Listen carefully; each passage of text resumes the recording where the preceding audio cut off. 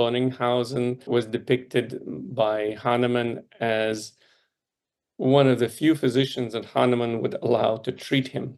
Bonninghausen's approach was used by Boger in his work, and we can see a clear line from Hahnemann, Bonninghausen, Boger.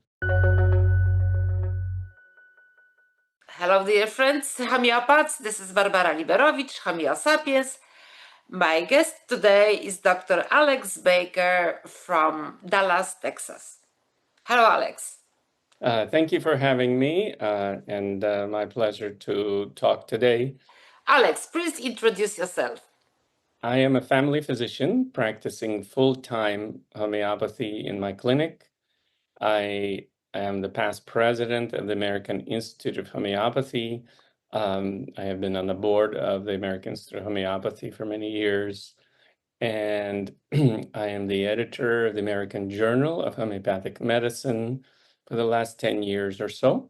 I was introduced to homeopathy I was only 21, and the introduction was by the way of one of the translators of the Organon, Alain Naudet. He introduced me to homeopathy, and I slowly became convinced that I wanted to become a physician so I can practice homeopathy. So I'm coming from a different background than perhaps the usual physician.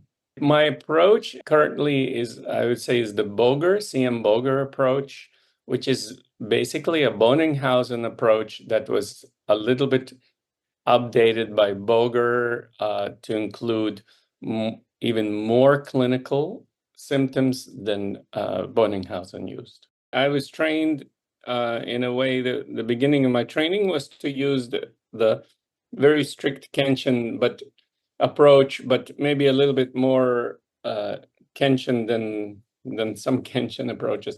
Sort of a very mental approach to the patient. I studied with Andre Sain for some time, and then a more, what I would say, totality-based approach. But then what I started practicing is more of a mixture of what I would say a mixture of Bonninghausen and Kant, but really focusing on one particular practitioner who's standard, like C.M. Boger. So I think it's very important to talk about Boger because he's kind of at least the central character.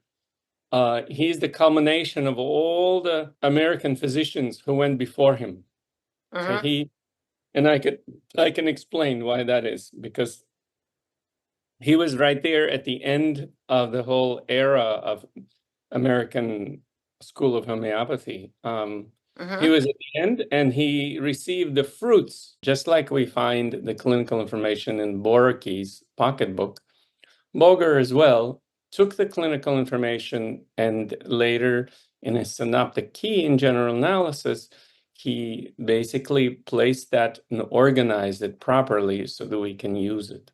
The original repertory was framed by Bonninghausen. Bonninghausen was perhaps the favorite student of Hahnemann in homeopathy, and the wonderful repertory that he had made at that time was still in use, and it's still one of the most reliable repertories. Give us examples, clinical examples of your approach, Boger, Bonninghausen based. Okay, very good. So this is a case of Kevin, who is a cat. Oh my God. Yes.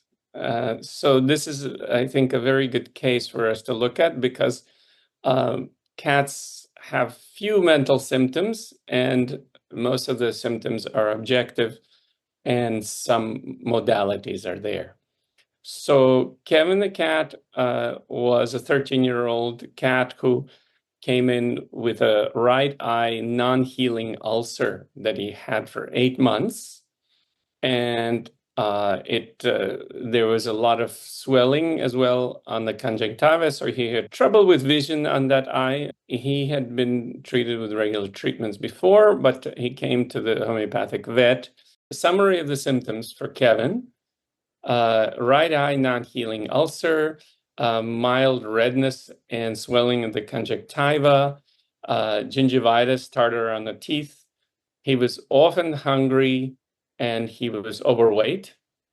And one of also a troublesome symptom for him was the back legs were weak, especially the worst on the left side. He got weaker as he exercised, he walked around. Also, he was clumsy, walking around, falling, and he would bully the other cats when they were trying to eat. And so he was domineering, and he was howling.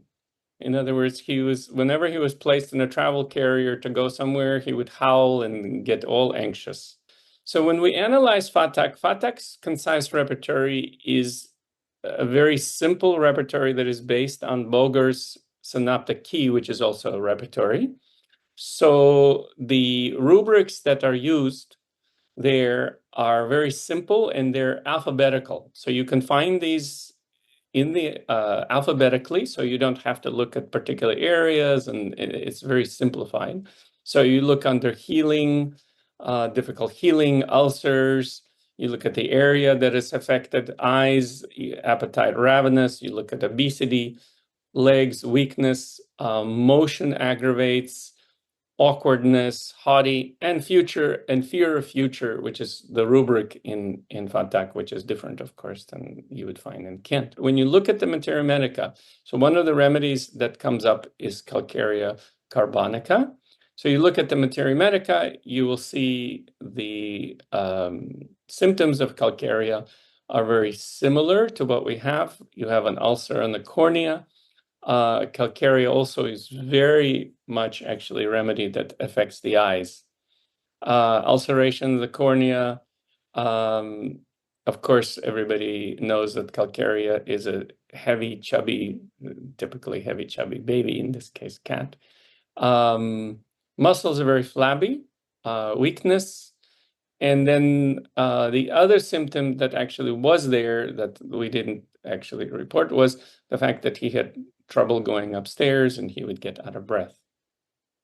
So when we look at that, that basically is a great way to come up with Calcarea. And he was given only one dose of the medicine. He was given one dose, and that medicine in the 30C potency, Calcarea carbonica, lasted him 8 months until he needed one more dose of 200. The ulcer healed, his back legs got much, much better, and he started experiencing weight loss as his appetite decreased, and he was also less aggressive. So this is a case that was given in the practical handbook by Dr. Jensen. This is actually not an unusual case that we see both for pets.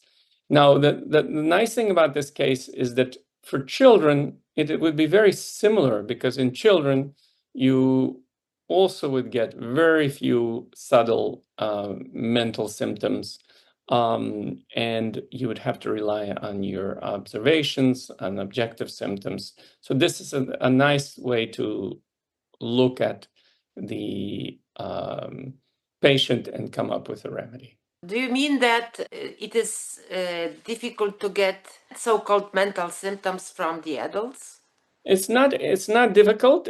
However, the problem with mental symptoms is what we call bias in the person who's observing the patient. So depending upon the reporting of the symptoms, depending upon the observation of the physician, depending upon many factors, those symptoms can be interpreted in a way that is different than actually what is happening. It is much harder to pin down a mental symptom than it is to pin down an objective symptom. If I understand you well, it is the symptoms, physical symptoms, are much more reliable, because everybody wants to present himself in a good way. So nobody will tell about dark shadow sides of personality. Exactly. And Exactly. it is very easy to say, oh, my left knee is aching and it is worse at night and better from motion, for instance. Exactly. Exactly. People have no problem in stating their complaints in full terms, and some people state it in very full terms because they want to make sure that you treat them, and so there's much more there's much less hesitancy to do that. Now, I'm not saying that mental symptoms are not important. In fact, there are many cases, and I've treated pets before, where I've treated only on a mental symptom. I had a case that I gave Staphysagria to a dog, and the dog would bite its owners. It would bite its owners, but he wouldn't bark before biting. He would be very quiet without any warning. He'd turn around and suddenly he would get vicious, not just bite once. He would bite and as if somebody attacked him at that moment. So if you have no other symptom than that, you prescribe whatever remedy you give. And Staphysagria basically stopped his aggression. You have limited number of symptoms in pets and in children, and you have to rely on key symptoms. Exactly. Exactly. So you have a limited number of symptoms and you need to observe. And one of the things that I didn't mention about Bonninghausen and Boger, of course, is the most important element in the characteristic of symptoms are the modalities. So if you can get the modalities, you will be able to solve the case most likely. And do you treat any humans, by the way? The only time I'm treating pets myself is when the pets are the patient's pets. So I've treated many pets over the years simply because there are no other homeopathic vets in the town where I'm working. So I see the dogs. I also had a very successful case once. There was the woman, and she came to me from the distant city, and she was very depressed because her cat was very sick. So basically, from what she told me, the cat was close to die and required some intensive care. I don't exactly remember, but this was really like a dramatic scenario. So I gave her homeopathic remedy, and just on occasion I gave something to the cat. And she came to me 2 years later, and she said, "You know, I'm okay, but actually I came to get the remedy for my cat, and I couldn't believe this cat is still alive." And the funny thing was, I didn't remember the remedy, and I didn't note it anywhere. I've noticed that animals react to homeopathy like children react to homeopathy. They react very, very strongly, very positively, and often they don't even need repetition. That's why you notice in this case, she didn't need to repeat the remedy for 8 months, and it's a 30C potency. Why this cat case was so important? Because it was just a case. And you said it is very good case to illustrate something, but I don't know what this case was to illustrate. The case was illustrating the importance of taking an objective view of the patient. So it's much easier to do that with an animal than it is with a human being, because with humans, we have, as we take the case, we have an interaction with humans. Therefore, our observation is obscured by our feelings at the time we're taking the case, our particular orientation. We may not be, and frankly, I think the vets often make better homeopaths than us, than if I were to actually say anything. And it's much easier to love animals than it is to love human beings. Yeah, definitely. You mentioned Boger because you like this objective approach of Boger. So it is not very sophisticated. It is very minimalized, as I understand, quite simplified. So is of course it's basically the Bonninghausen approach that is very simple because all you're simply looking at sensation, modalities, and location and concomitance. So you have 4 elements in each case, and you are trying to establish how to treat it in the simplest way possible. International Hahnemannian Association, which was formed in 1880, was consisting of the best physicians, and I would say probably the best physicians in the world at that time who were practicing homeopathy. The reason I like Boger so much is that he took down all the specifics of the clinical experience of all those physicians, and then he used his own clinical experience to make sure that whatever he put in his little repertory, which is called a synoptic key, it's a very limited repertory, and Fantak used it and expanded it a little bit, but it's still just mostly clinical symptoms that we are dealing with. So I believe those symptoms are very reliable.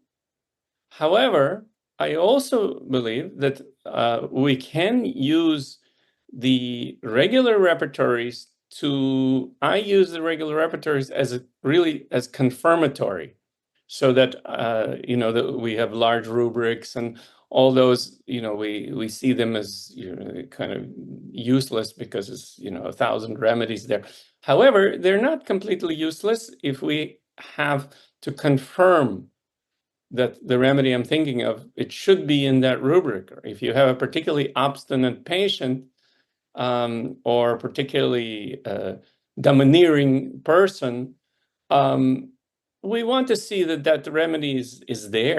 Where can people find more information about American Institute of Homeopathy and about your activities? Our website, American Institute of Homeopathy website, homeopathyusa.org. On the website, you will also find my work as the editor of the journal, the American Journal of Homeopathic Medicine. We have e-issues that you can look at. We have an upcoming American Institute of Homeopathy conference at University of Connecticut Medical Center, which is a allopathic medical school in Connecticut. And this conference will be coming on October 17th, and you can register online and you can attend virtually as well. Alex, it was a pleasure talking to you. All the best to you and to all your American colleagues. And I hope to see you and meet you again on Homeo Sapiens platform. Thank you and good night. Thank you very much. It's been a pleasure coming on with you. It's been a great pleasure to discuss the work that we have been doing and, of course, discuss Boger. And I send my regards, my warm regards to homeopathic practitioners in Europe as well.